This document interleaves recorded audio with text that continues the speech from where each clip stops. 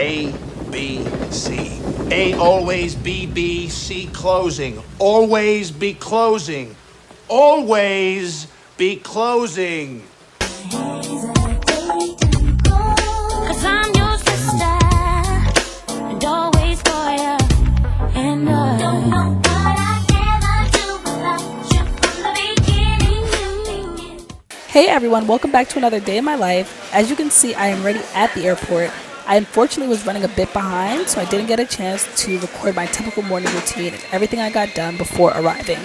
Enjoy. Before I get into what I'm doing today, I need to find some food. I'm at London Heathrow. I don't feel like paying for a restaurant, so I'm gonna go try to find a lounge so I don't have to pay for food.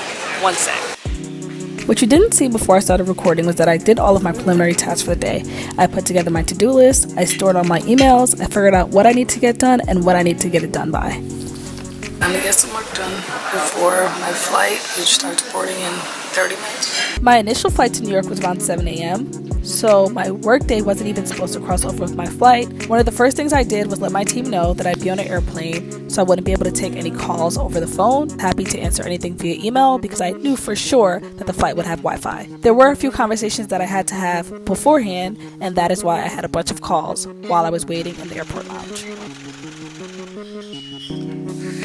Okay, so I was just about to head to my gate and then I realized they had a phone room, so I thought it would be perfect to give more of an explanation about what I'm doing in this room, since I can talk now.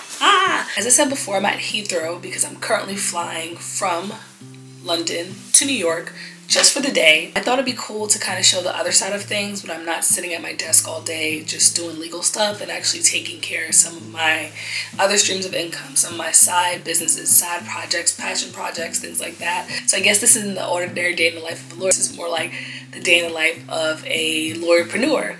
Hopefully that's not coined yet. Hopefully I just made that up, but I doubt it. It sounds like something that would already be coined. It is 11:42 right now. I'm gonna head to my gate. My flight leaves at 12:15 and I should be landing in New York at around 3:15. So yeah, I'll talk to you guys more about what I did in the morning and all that kind of stuff later because I have to get to my gate. Thought it'd be interesting to also share about some of the daily tasks that it takes to actually run side businesses. You are communicating all the time with managers, you are checking in on your invoices, you're checking on your calendars, you're checking to make sure everything always gets done and it gets done on time because you aren't running it yourself as you do with your regular job. Instead, you've decided to delegate it to someone else. I have such a love-hate relationship with working on planes, trains, cars, or anything of the sort because I'm always so productive and get so much done, but at the same time, you can't move, you can't really get a proper break.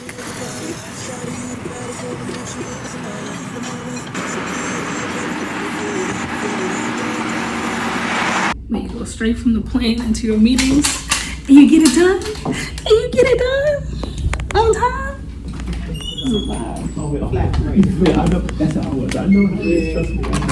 It's 7 o'clock Eastern time, which means it's 12 o'clock London time. But as you can see, I'm wide awake. So I'm gonna have a New York night. Technically already had a London night on the plane. And so far so good. The day's going well so far. I got a lot of work done on the plane. I built probably like 7 hours. I love when that happens. One, it builds my stamina, but also I just get so much done because I'm so focused. Anyway, we're actually gonna head to dinner in a little bit, in about 30 minutes. Ready to hit the streets. Ready, Larry? Yeah, let's go. Sent. And I received it. Quick pause here just to explain what I meant by I received it. A lot of people already know this, but if you don't, this really can be a game changer. You should really get into the habit of copying yourself or blind copying yourself on every email so that for the very least you know that it went through because you also have received it. There have been times where I sent emails and it didn't go through, but I didn't get a bounce back because of size or some other issue. So when you copy yourself or blind copy yourself, you will always know when something has gone through. It also makes it easier to find the email later and easier to store the email since it'll be in your inbox rather than in your sent messages. It's 12:41, so I'm really ready to go. I feel like my body's bedtime, you know? Work-wise, it should have been bedtime. So I'm saying hopefully no one comes back. It's 12:41, even though it's 7:41. It's 12:41. Feel me? It's kind of nippy out here here too. Barbara said it was cold. Oh, my battery's about to die. But what would you call it in your culture? Just I'm trying to understand. In my culture, Yeah. after everything, you're going to say amen. Okay. You understand? So, but you don't have to say, you can nod your head to it, right? Okay. So, Should we bow our heads and close our eyes? no, you don't have to. Just have a clean mind, like good heart. If that never be your portion, you're going to enjoy it, enjoy the fruit of your labor.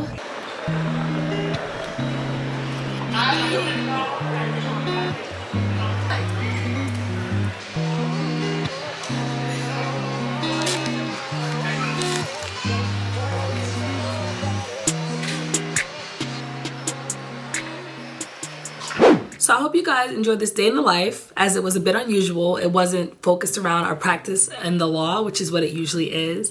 You were able to see a little bit of traveling when it comes to like my entrepreneurial side, business and corporate law, etc. is something that it's so difficult to stay passionate about. So I do like to have these exciting days where I'm able to feel like I'm making strides towards some of my goals, and it just makes it more fun. Some people may disagree with me, but in my opinion, when you're doing the same things over and over, it becomes very cyclic. You're putting in the reps, so you're getting better at what you do, but it can tend to get a bit boring. So I like to have these impromptu days where I'm, like going off and spending most of my day venturing off in some of my side projects. And people usually ask us what we invest in, why we've chosen to invest in some of the things that we do. I definitely don't think I am an experienced investor quite yet. Index funds and mutual funds, and I do own property. That's really just where my investments stand right now. I'm really interested in real estate. I actually am still considering business school, so comment below if you think business school is a good idea. Having side projects and side hustles are actually very important as well. I'm thankfully, knock on wood, in a career field where there is a lot of job security. Usually the firms are built in a way where they kind of balance themselves out. So for example, if the private equity side isn't doing too well, the bankruptcy side is probably thriving. Unless there's like a huge crash or a huge recession, you aren't that concerned about getting fired. Just work hard, do your job, you'll probably be okay. But still, you never know. You might wake up and want to quit. You might wake up and want to do something different. So it's important to have several streams of income. So yeah, I don't know. That's just my take on it. I want to see more videos like this. If you're interested in seeing more of the side projects that we do outside of the law, let us know. We do projects together. As you know, we've owned a home together for over a year, and obviously we do things separate. So let us know, comment below, and we'll delve more into that along our legal journey. See you guys later.